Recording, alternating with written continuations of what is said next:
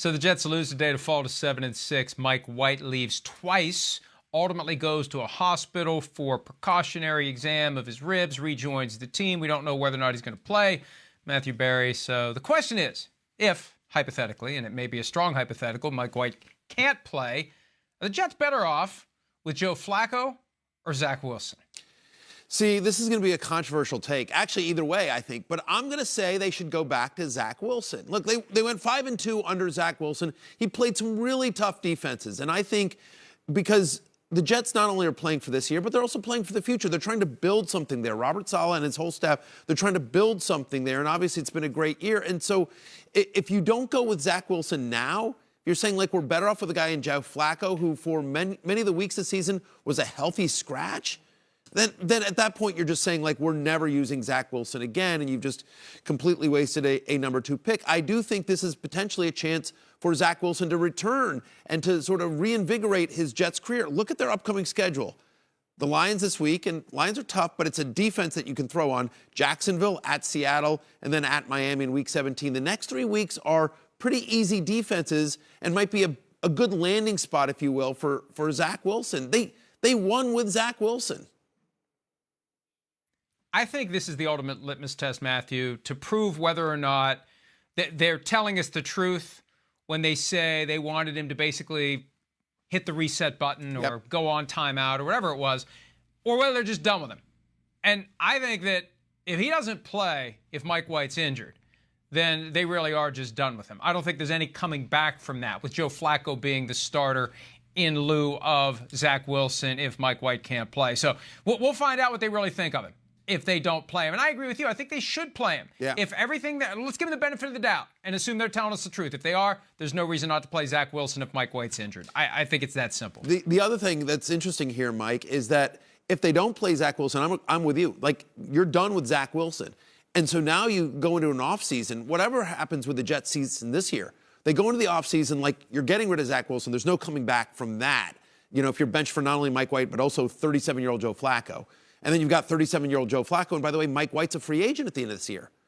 I mean, like, there's a chance the Jets, with everything that they have, that they put together on offense, on defense, go into next year with no quarterback, right? I mean, like, if they end up going with Flacco, if White is out, right? I mean, like, that would be, like, mind-boggling. And as you well know, like, there ain't a lot of quarterbacks out there. And with the Jets' record, it's not like they're going to be able to draft one this year because they'll be too high in the draft. It'll be another fascinating offseason quarterback carousel for veterans who may be looking for new places. One guy who won't be leaving San Francisco because he's under contract for 3 more years is rookie Brock Purdy. With all of the quarterback injuries that we've seen, let's look at Purdy from a fantasy standpoint. Is he actually a guy that people should consider? The playoffs are here. Should they consider Brock Purdy if he's available? Yeah, and look, I mean, it sort of depends on the size of your league, right? How desperate are you? You know, are you in a deep league, two-quarterback league? He doesn't run that much. I mean, a little bit, you know, I think probably more than Garoppolo, but that's, you know, damning with faint praise. I will say this, though. He's got a lot of weapons around him, and the schedule is pretty nice. Here's their upcoming schedule. They're at Seattle, home to Washington, at Las Vegas, and then home to Arizona. 3 of the remaining opponents are bottom 8 in the NFL in terms of most touchdown passes allowed. 3 of the remaining 4 games are against teams ranked in the bottom 12 of yards per play allowed per game, yards allowed per game, right? And so you think about McCaffrey, you think about Ayuk, you think about Kittle. Sounds like Deebo Samuel avoided a major injury. He's probably going to miss some time, but still, there's enough weapons around Brock Purdy, and it's a good enough offense that, yes, I think he's a viable QB2. It's certainly an impressive performance in his debut against a tough, at least in theory, Tampa Bay defense. You mentioned the Deebo Samuel injury. It did not look good at first. He was crying. He was emotional. They initially said it was a knee, then it was an ankle.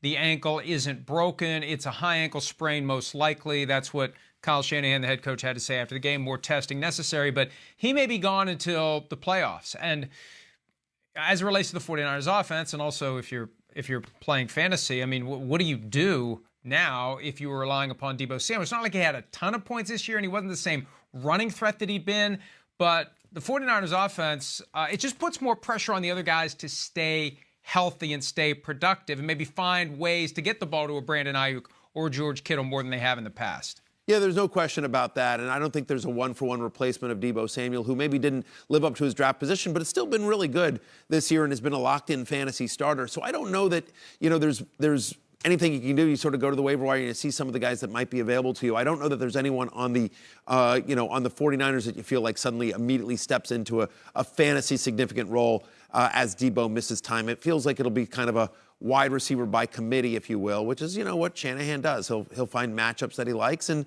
try to exploit them on a game-to-game basis. Fantasy playoffs are here. The actual playoffs getting closer and closer. We'll have plenty more analysis for you when we see you next time. Thanks, Mike. Hi, I'm Mike Tirico, and thanks for watching. Make sure to hit subscribe for the latest news and highlights from NBC Sports.